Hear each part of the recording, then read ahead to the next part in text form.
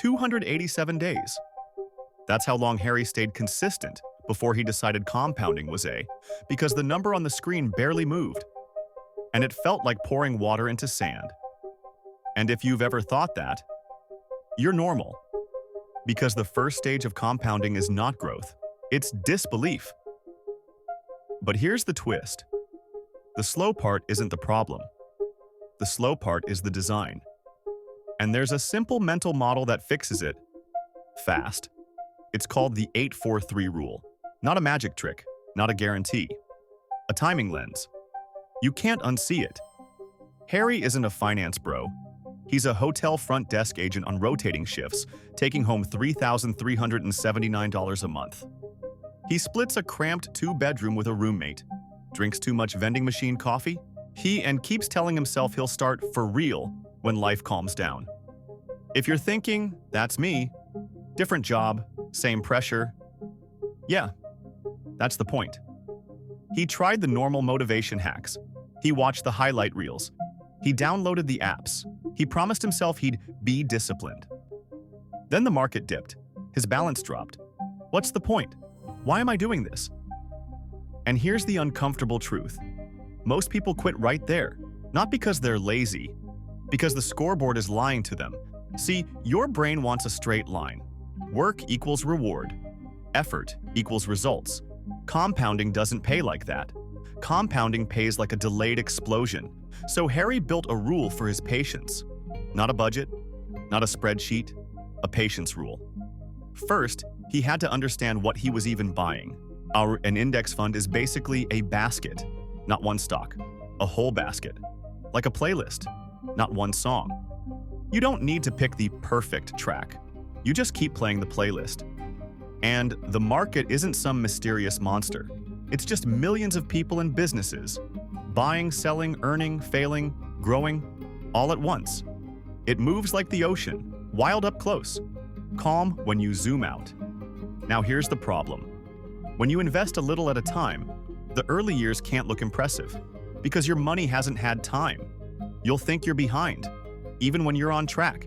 That's where the 8-4-3 rule comes in. It says the compounding journey tends to feel like 3 different lives. It feels slow. It starts moving.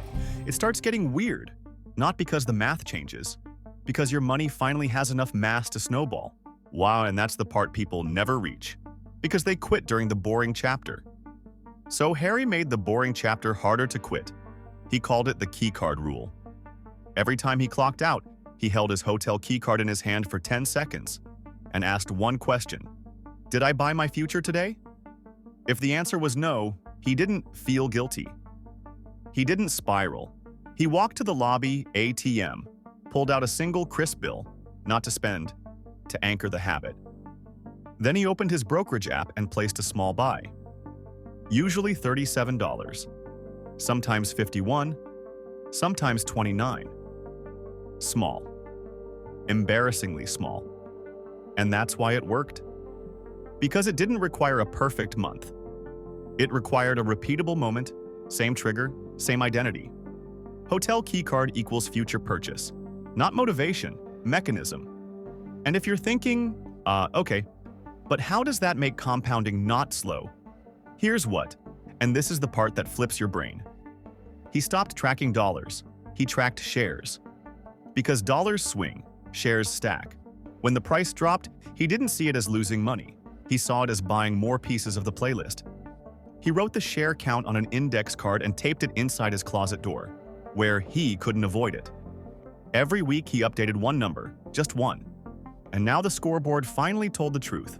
Because in the early years, the win is accumulation, not growth. Let's make it real. Harry started with 0 invested. He committed to an average of $237 a month, not every month. Average. Some months he did more, some less. But he protected the streak. After 1 year, he had put in about $2,844. Fine, nothing impressive. After 3 years, it was still not life-changing. That's the trap. Because your brain says, if 3 years didn't change my life, 15 years won't either. That's the lie. That's the quitting moment. And a lot of people are stuck there. In fact, a big chunk of households don't even have retirement accounts at all. More than you'd guess. So if you've started, you're already doing something most people never do. That matters. But Harry didn't want a gold star. He wanted results, not a dreamer. He wrote 3 lines on a sticky note and slapped it on his monitor at work. 3 years to watch it run. That was it. No hype, just timing. Now here's the part that hits. The first 8 years are not about getting rich. They're about getting unbreakable, because the real enemy isn't low returns. It's you changing the plan. People jump in, jump out, and miss the best recovery days. They don't lose because the market is rigged. They lose because they can't sit still when it's loud. So Harry built quiet. He made a rule with his roommate too. If he ever sold out during a panic, he owed his roommate $43, cash, instantly, no debate. A stupid little penalty. But it made quitting feel expensive. And now, when the market dipped, he didn't argue with himself for hours. Do I want to pay $43 to be emotional? Nope. Short sentence. Big effect.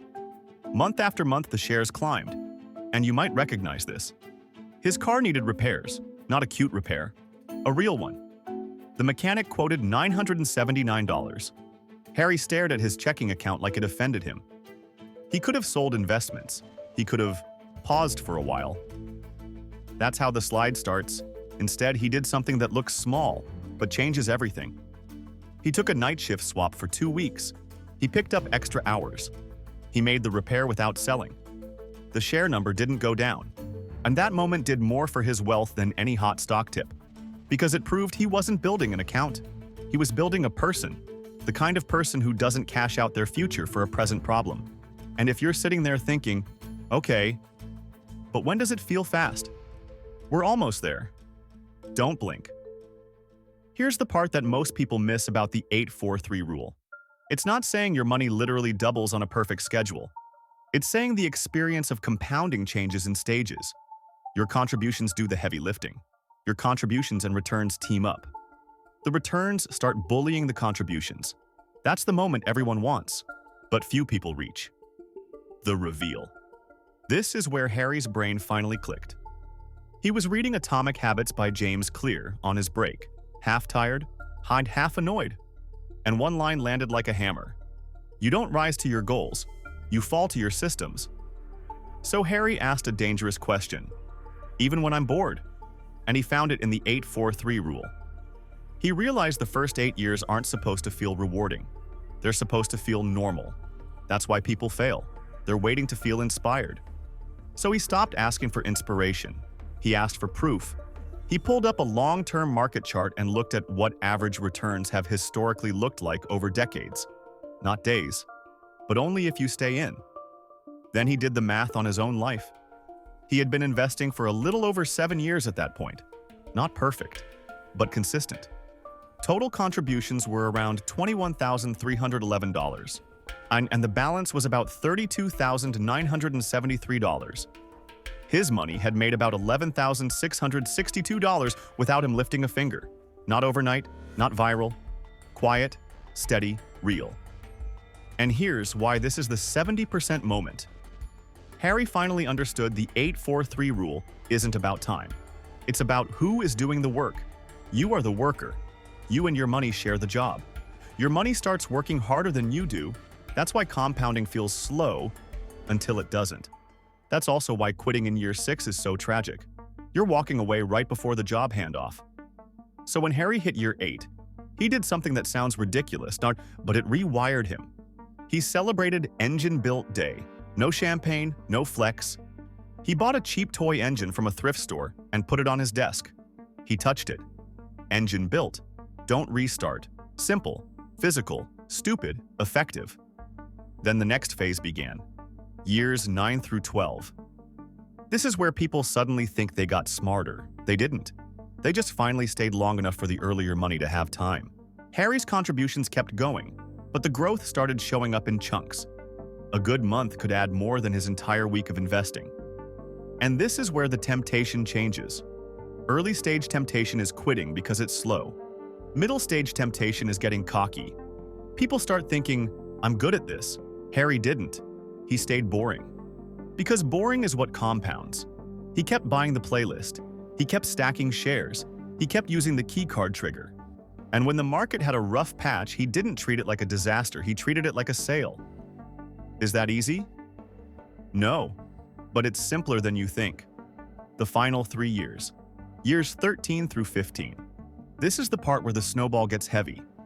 The growth can start looking like a different person is contributing. And that's when the compounding story flips from, I'm doing this, to this is happening. Think of pushing a car.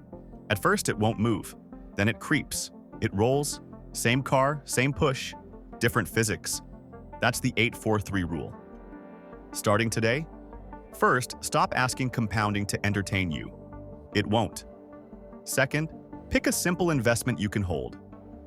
A broad index fund is the classic choice because it's diversified by design. A basket, a playlist. Third, pick a trigger that isn't your paycheck. But because payday can turn investing into a fragile ritual, you skip just this once. Use a life trigger you can't avoid. Harry used the key card. Maybe yours is brushing your teeth. Maybe it's your lunch break. Maybe it's when you park your car at home. Same cue, same action. Fourth, track shares, not vibes. If your app shows how many shares you own, write that number somewhere physical. A note, a card, a calendar. The point isn't perfection. The point is, you can see progress even when the market is loud. Commit to the 8-year engine. Tell yourself the truth. The first 8 years are supposed to feel slow. That's not failure. That's the design. So if you're in year 1, year 2, year 5, and you're thinking, I'm not getting anywhere, you are. You're building the engine.